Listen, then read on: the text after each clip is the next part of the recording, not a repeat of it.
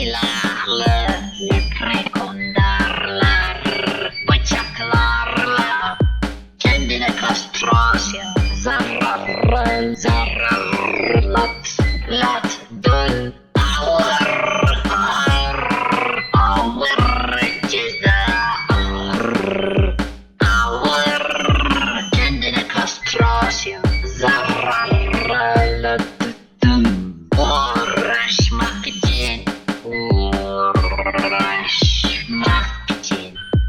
çöze problemlerinle, çöze problemlerinle, ağır, ağır, ağır, ceza, ağır, ağır, kendine kastrasyon, zararlı, silahlı, metre kondarlar, bıçaklarla, çöze problemlerinle, çöze problemlerinle.